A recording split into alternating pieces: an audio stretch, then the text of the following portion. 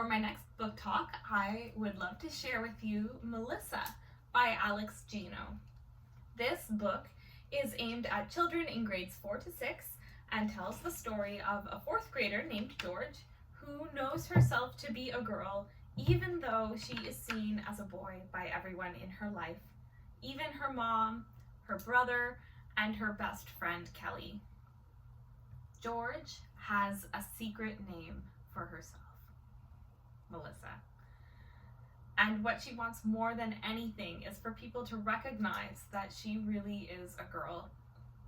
So when the school play, Charlotte's Web, is holding auditions, of course, she tells her teacher she wants to play Charlotte. Her teacher forbids this, and when Kelly gets the part of Charlotte, of course George is happy for her and happy to practice being Charlotte after school, even though she is painting sets for the play instead of being in the spotlight.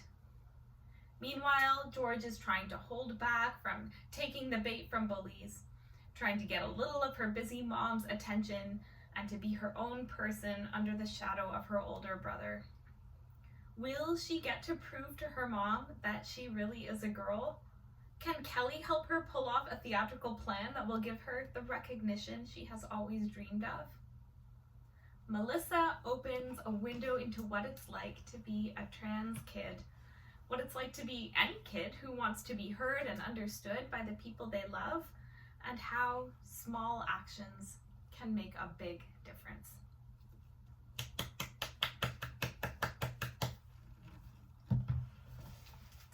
Excuse me. Yes, hi. I did read this book, and I think it is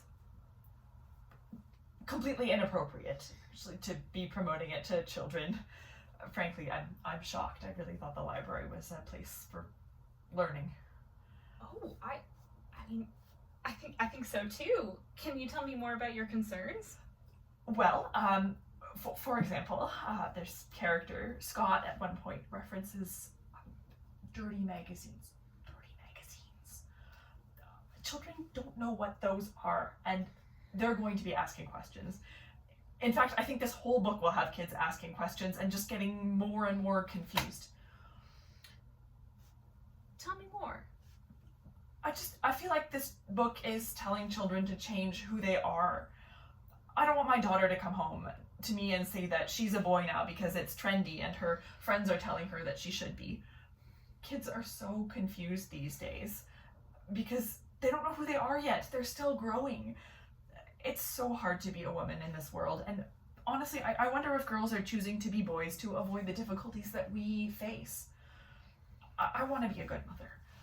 I want my children to be normal and safe and happy, but to be perfectly honest, I don't know if I can protect my children from these attitudes. This pro-trans attitude is all around us. Kids' hearts and minds are being taken from their families right under our noses. I won't be a part of it. They need to belong. So first, I really want to thank you for taking the time and the energy and care to share your concerns with me. I want you to know that I take them really seriously and that the library takes them seriously too. I have a few thoughts, but I wanted to talk to you about family first because I think you made a really important point. You said that you want to protect your family and make sure that they are safe, loved, respected, and included. For some families in our community, this book doesn't represent outsiders or outside ideas. It represents people and families that look a lot like them. And having books that include a range of experiences is part of how we support and respect everyone in our community. Ultimately, a family like this and a family like yours want the same things. But you get there in different ways, and that's okay. Not every book is for every person, and you get to decide whether your children read this book. I do want to let you know that ultimately we are probably going to keep it.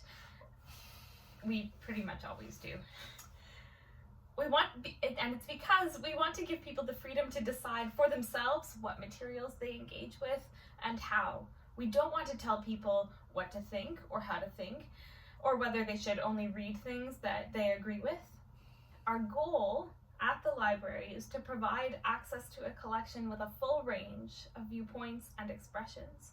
And withholding materials because we disagree with them would be a failure in our commitment to intellectual freedom.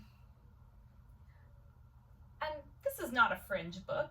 It's published by Scholastic, a major publisher of children's books, and it's won several awards. Books with less significance are carried by the library all the time, and this one is being talked about quite a lot. So we are probably going to keep it, but here's why it's important that you spoke up anyway. You told me that you were scared that people were going to read this and believe everything it says just because they found it in the library. But you found it in the library, and you thought about it carefully, and then you started a conversation about it. You exercised your intellectual freedom by engaging actively with what you read. That matters. And our goal is to support the conversations that are happening in our community and in our society, including this conversation. There is room for you, and there is room for Melissa.